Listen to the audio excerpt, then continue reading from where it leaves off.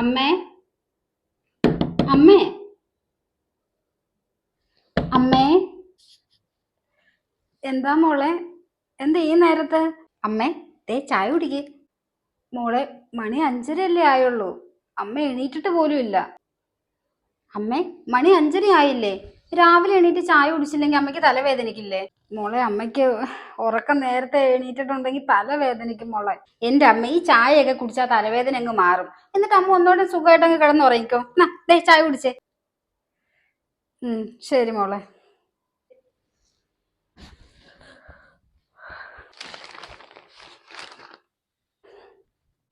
ഓ, തമ്പുരാട്ടി എണീറ്റല്ലോ. മണി 7 ആയി. അതൊക്കെ അപ്പുറത്തെ വീട്ടിലെ രമണിയുടെ മരുമോള് കാലത്ത് 4 മണിക്ക് എണീറ്റ് കുളിയും കഴിഞ്ഞ് മുറ്റവും തൂത്ത് ചായ ഇട്ട് വീട്ടിലെ ബ്രേക്ക്ഫാസ്റ്റ് ഉണ്ടാക്കിയിട്ട് അമ്മായിമേനെ ചെന്ന് വിളിക്കും ചൂട് ചായ ആയിട്ട്. ഹോ, രമണിയുടെയൊക്കെ ഒരു യോഗം. ഇവിടെ ഉണ്ട് എനിക്കൊരു മരുമോള്. കാലത്ത് 7 മണിയാകുമ്പോ എണീക്കും. എനിക്കൊരു ചായ കുടിക്കണമെങ്കിൽ ഞാൻ സ്വന്തമായിട്ട് ഇട്ടുണ്ടാക്കണം. ഇല്ലെങ്കിൽ 8 മണി വരെ തമ്പുരാട്ടി എണീക്കണം വരെ കാത്തിരിക്കണം. എന്തൊരു കഷ്ടമാണെന്ന് നോക്ക്. ഇങ്ങനെയുണ്ട് ഒരു മരുമക്കള്. അമ്മേ, മണി 7 ആയിട്ടുള്ളൂ. അമ്മയ്ക്കൊരു ചായ ഇട്ട് കുടിച്ചാൽ എന്താ കുഴപ്പം? അമ്മയുടെ കയ്യില് കുരുവൊന്നും ഇല്ലല്ലോ. ഈ മരുമോള് ചായ ഇട്ട് തന്നാലേ തൊണ്ടേ കൂടെ ഇറങ്ങത്തുള്ളോ. പിന്നെ 4 മണിക്ക് എണീക്കണ കാര്യം. ഞാൻ രാത്രി കിച്ചണൊക്കെ ക്ലീൻ ചെയ്ത് 11 മണിയാകുമ്പോഴാണ് റൂമിൽ കിടക്കാൻ പോണത്. 12 മണിയാകുമ്പോഴേ ഉറങ്ങാൻ പറ്റത്തുള്ളൂ. എന്നിട്ട് ഞാൻ 4 മണിക്ക് എണീറ്റ് അമ്മയ്ക്ക് ചായ ഇട്ട് തരണം. അതും അമ്മ എണീക്കണത് എപ്പോഴാ? 6 മണിക്ക്. 6 മണിക്ക് എണീക്കണ അമ്മയ്ക്ക് ഞാൻ 4 മണിക്ക് ചായ ഇട്ട് തരണം. കൊള്ളാം അമ്മേ. അമ്മയ്ക്ക് ഇപ്പൊ ചായ വേണോ? ഞാൻ ഇട്ടോണ്ട് വരാം. അതിന് ആർക്ക് വേണോടി നിന്റെ ചായ? മധുരവും ഇല്ല, കടുപ്പവും ഇല്ല, ഒന്നുമില്ല. ഒരു ടേസ്റ്റും ഇല്ലാത്തൊരു ചായ. ഒരു ദിവസേ ഞാൻ അയൽക്കൂട്ടം കഴിഞ്ഞ് രമണിയുടെ വീട്ടിലോട്ട് കയറി. ആ കൊച്ചിന്റെ ഒരു മര്യാദ. ആ കൊച്ചു ചായ ഇട്ടോണ്ട് വന്നു. ഒരു സിപ്പേ വായി വെച്ചുള്ളൂ. എന്താ ടേസ്റ്റ്! അങ്ങനെ വേണം ചായ ഉണ്ടാക്കാൻ. മരുമക്കളായ അങ്ങനെ വേണം. ആ, അതിനൊക്കെ പുണ്യം ചെയ്യണം. എങ്കിൽ അമ്മ ഇന്ന് തൊട്ടൊരു കാര്യം ചെയ്യും. ചായ കുടിക്കണമെന്ന് തോന്നുമ്പോഴേ അപ്പത്തെ രമണി ചേച്ചിയുടെ മരുമോളോട് പറഞ്ഞാൽ മതി, ചായ ഇട്ട് തരും. അഹങ്കാരി. അമ്മേ, ഞാൻ ദേ തുണി വാഷ് ചെയ്യാൻ പോവാ. അമ്മയ്ക്ക് എന്തെങ്കിലും വാഷ് ചെയ്യാനുണ്ടോ? ഇല്ല മോളെ, അമ്മയുടെ തുണിയൊക്കെ ഞാൻ അലക്കിക്കോളാം. അതൊന്നും പറഞ്ഞാൽ പറ്റില്ല. അമ്മയുടെ തുണി ഇന്ന് മുതൽ ഇനി ഞാനാ വാഷ് ചെയ്യുന്നത്. പിന്നെ അച്ഛന്റെ എന്തെങ്കിലും തുണി ഉണ്ടെങ്കിൽ എടുത്തോ. പിന്നെ ഞാൻ ജോമോന്റെ തുണി എടുത്ത് ബക്കറ്റിൽ ഇട്ടിട്ടുണ്ട്. ഞാൻ അലക്കിക്കോളാം. അല്ല മോളെ, ജോമോന്റെ തുണിയൊന്നും എടുക്കണ്ട. അച്ഛന്റെ തുണിയും ജോമോന്റെ തുണിയൊക്കെ ഇപ്പൊ വാഷിംഗ് മെഷീനിലുണ്ടല്ലോ. അവരതിനകത്തിട്ട് അങ്ങ് അലക്കിക്കോളൂന്നേ. എന്റെ അമ്മേ, വാഷിംഗ് മെഷീനിൽ ഇട്ട അഴുക്കൊന്നും പോകത്തില്ല. ഷർട്ടൊക്കെ ഇട്ട് അവരുടെ ബട്ടണൊക്കെ പൊട്ടിപ്പോവും. എനിക്കാണെങ്കിൽ പണ്ടേ അലക്കുകല്ലിൽ അലക്കിയ ശീലമുള്ളൂ. ഞാൻ അലക്കുകല്ലിൽ അങ്ങ് അലക്കിക്കോളാമേ. എനിക്കതാ സൗകര്യം. തുണിയുടെ അഴുക്കൊക്കെ പോകണമെന്നുണ്ടെങ്കിൽ അലക്കുകല്ലിൽ തന്നെ അലക്കണം. പിന്നെ ഞാൻ വെയിലത്തിട്ട് ഉണക്കി അത് സമയമാകുമ്പോൾ മടക്കി അമ്മയുടെ ഷെൽഫിൽ വെച്ചോളാം കേട്ടോ. ശരി മോളെ.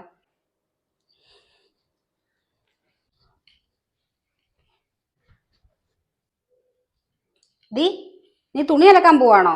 ആ, അതെ അമ്മേ. ഇത് കുറച്ചേ ഉള്ളല്ലോ നിന്റെ കയ്യില്. ഡ്രസ്സൊന്നും ഇല്ലേ? അവന്റെ ഡ്രസ്സൊന്നും എല്ലാം എടുത്തില്ലേ കഴുകാൻ? ആ, പിന്നെ എന്റെ 2-3 നൈറ്റി അപ്പുറത്ത് കിടപ്പുണ്ട്. അതും കൂടെ എടുത്ത് കഴുകിയിട്. പിന്നെ അച്ഛന്റെ 2 മുണ്ടും കഴിഞ്ഞ ആഴ്ച അവള് വന്നിട്ട് പോയപ്പോ ഇട്ടേച്ച് പോയ 2 ചുരിദാറൊക്കെ കിടപ്പുണ്ട്. അതൊക്കെ നീ എടുത്തൊന്ന് കഴുകിയിട്ടെ. അതെ അമ്മേ, അമ്മയുടെ കൈക്ക് ഒടിവും ചതവൊന്നും ഇല്ലല്ലോ. അപ്പോ അമ്മയുടെ തുണി അമ്മ സ്വന്തമായിട്ട് അങ്ങ് അലക്കിയാ മതി. പിന്നെ അച്ഛന്റെ മുണ്ട്, അമ്മയുടെ ഭർത്താവല്ലേ അച്ഛൻ. അപ്പം ഭർത്താവിന്റെ തുണി അലക്കേണ്ടത് ഭാര്യയുടെ കടമയാന്നല്ലേ അമ്മ ഇടയ്ക്കിടയ്ക്ക് പറയാറ്. അപ്പൊ അമ്മ തന്നെ അങ്ങ് അലക്കിയിട്ടാ മതി. പിന്നെ അമ്മയുടെ മോളുടെ ചുരിദാറ് ഇടയ്ക്കിടയ്ക്ക് ഇവിടെ വന്നു പോകുമ്പോഴേ ഇട്ട തുണി അതേപോലെ ഇട്ടേച്ച് പോകുന്നത് അത്ര നല്ല കാര്യമൊന്നുമില്ല. ഇനി മോള് വരുമ്പോ പറഞ്ഞാൽ മതി, ആ ഇട്ട ചുരിദാറ് ഞാൻ അലക്കി ഇട്ടിട്ടില്ല, അതുകൊണ്ട് സ്വന്തമായിട്ട് അലക്കി ഉണങ്ങിയിട്ട് ഇട്ടാ മതിയെന്ന്. അല്ലെങ്കിൽ തുണി ഇല്ലാതെ നടക്കാൻ പറ. ഇതില് ഞാനിവിടെ വന്ന് കേറി അന്ന് തൊട്ടേ ഇവിടുത്തെ വാഷിംഗ് മെഷീൻ കംപ്ലൈന്റാ.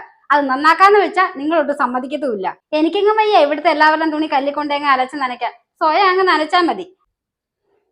അതൊക്കെ രമണിയുടെ മരുമോള്. ഒന്നും അറിയണ്ട അവൾക്ക്. അവളുടെ ഡ്രസ്സ്, അവളുടെ ഭർത്താവിന്റെ ഡ്രസ്സ്, അവളുടെ ഇളയ മോന്റെ ഡ്രസ്സ് എല്ലാം ആ കൊച്ചു അലക്കിയിടും. ഒന്നും അറിയണ്ട. അതൊക്കെയാണ് മരുമോള്. ഇവിടെ ഒരുത്തിയുണ്ട് 2 ഡ്രസ്സ് അലക്കാൻ മടി. വാഷിംഗ് മെഷീൻ ഉണ്ടെങ്കിലേ അലക്കൂ.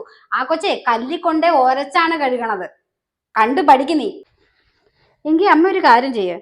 അമ്മയുടെ ഡ്രസ്സും അച്ഛന്റെ ഡ്രസ്സും അമ്മയുടെ മോളുടെ ഡ്രസ്സും കൂടെ ആയിട്ടെ രമണി ചേച്ചിയുടെ വീട്ടിലോട്ട് ചെല്ല്. അമ്മയുടെ ബെസ്റ്റ് ഫ്രണ്ട് അല്ലേ. ചിലപ്പം മരുമോളെ കൊണ്ട് നനപ്പിച്ച് തന്നാലോ.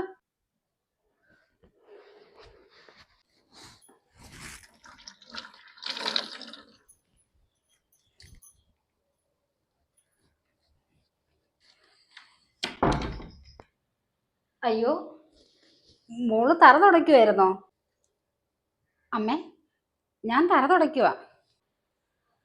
മോളെന്തിനാ ഈ നിലത്തിരുന്ന് തറ തുടയ്ക്കണേ? ആ പൊക്കമുള്ള സാധനം എടുത്തിട്ട് തുടയ്ക്കാൻ മേലായിരുന്നോ?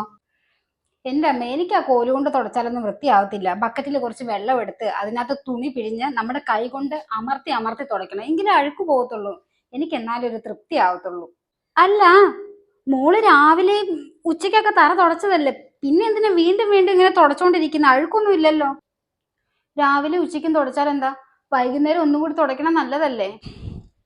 അയ്യോ അമ്മേ, അമ്മ അവിടെ ചവിട്ടല്ലേ അമ്മേ. അമ്മ കുറച്ചു നേരം പുറത്തോട്ട് നിൽക്കാവോ? ഞാൻ തുടച്ചു കഴിയുമ്പോ അമ്മേനെ വിളിക്കാം. അല്ല മോളെ, പുറത്ത് നല്ല വെയിലാ മോളെ. എന്തൊരു ചൂടാ, പുറത്തൊന്നും നിക്കാൻ പറ്റൂല ഈ നേരത്ത്. എന്റെ അമ്മ, കുറച്ച് വെയിലൊക്കെ കൊള്ളണം, നല്ലതാ. അമ്മ ഒന്ന് നിക്ക, അല്ലെങ്കിൽ വീണ്ടും അഴുക്കാവും. ഞാൻ ഒന്ന് തുടച്ചു കഴിഞ്ഞോട്ടെ അമ്മ, പ്ലീസ്. ശരി.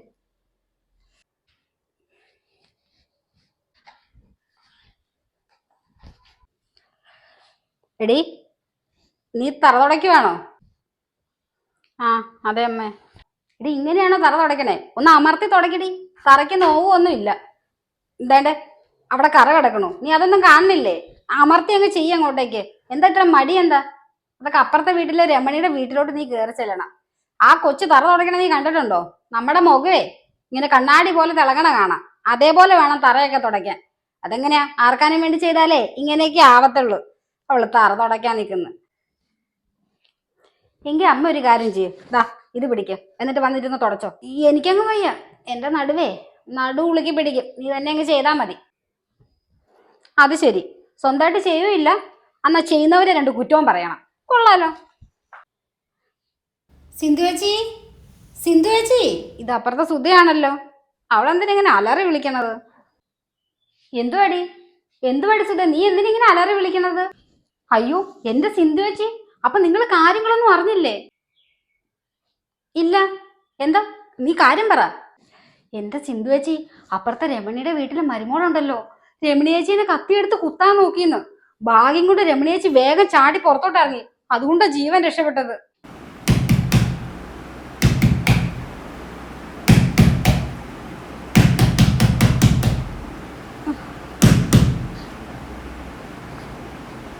മണി 5 ആയുള്ളല്ലോ. പെണ്ണെന്തിന് ഇങ്ങനെ ഇരുന്ന് കഥക് തട്ടണേ? എണീറ്റ് വരുമ്പോ ചായ കുടിക്കൂലേ?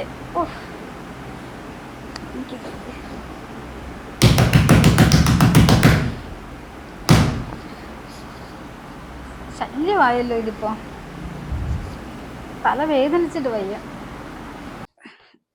എന്താണ് മോളെ? അമ്മയ്ക്ക് അമ്മയ്ക്ക് എന്താമേ വാതിൽ തുറക്കാൻ ഒരു മടി? മോളെ, മണി 5 അല്ലേ ആയുള്ളൂ. അമ്മയ്ക്ക് ഇപ്പൊ ചായ വേണ്ട. 5 മണി ആയുള്ളെങ്കിൽ എന്താ, അമ്മയ്ക്ക് വാതിൽ തുറന്ന് ഈ ചായ കുടിച്ചൂടെ? എന്റെ മോളെ, ഈ നേരത്തെ എണീക്കുന്നോണ്ടാണ് അമ്മയ്ക്ക് തലവേദന തന്നെ പറഞ്ഞത്, അതുകൊണ്ടാ പറയുന്നേ. അതെന്താ, ഉറക്കമൊളഞ്ഞ് തലവേദന വന്ന? തലവേദനയ്ക്ക് ബെസ്റ്റ് ചായയല്ലേ? ചായ കുടിച്ചിട്ട് വീണ്ടും കിടന്നുറങ്ങണം, അങ്ങനെയല്ലേ പതിവ്? മോൾ എന്തിനാ ഇങ്ങനെ നിർബന്ധിക്കുന്നേ? അമ്മ എണീക്കുമ്പോ ചായ കുടിച്ചോളില്ലേ, എന്നെ എന്തിനാ എന്നും ഇങ്ങനെ ശല്യം ചെയ്യുന്നേ? ഓ, അപ്പം ഞാനുണ്ടാക്കണ ഈ ചായ നിങ്ങൾക്ക് കുടിക്കാൻ വയ്യല്ലേ? നിങ്ങളെ ഞാനിന്ന് ശരിയാക്കും. അയ്യോ, കാര്യം എന്താണെന്ന് ഇതുവരെ അറിയത്തില്ല. നാട്ടുകാര് പറയണതേ ആ പെണ്ണ് മെന്റലാ, സൈക്കോ ആന്ന്. സൈക്കോയോ? രാവിലെ വെളുപ്പിനെങ്ങാണ്ട് 4 മണിക്ക് ചായയായിട്ട് രമണി ചേച്ചിയുടെ കഥകിൽ ചെന്ന് മുട്ടി. രമണി ചേച്ചി തലവേദന എടുത്തെന്തോ കിടക്കുമായിരുന്നു, അതുകൊണ്ട് തുറന്നില്ല. കുറെ നേരം കഥകയിൽ ഇങ്ങനെ തട്ടിയെന്ന്. ശല്യം സഹിക്കാൻ വയ്യാതെ കഥക് തുറന്നപ്പം ആ പെണ്ണെ കത്തിയായിട്ട് നിൽക്കുവന്ന് ചായക്കപ്പിന്റെ കൂടെ. എന്നിട്ട് ചോദിക്കുക, എന്താ നിങ്ങൾ കഥക് തുറക്കാതെ തള്ളയെന്ന്.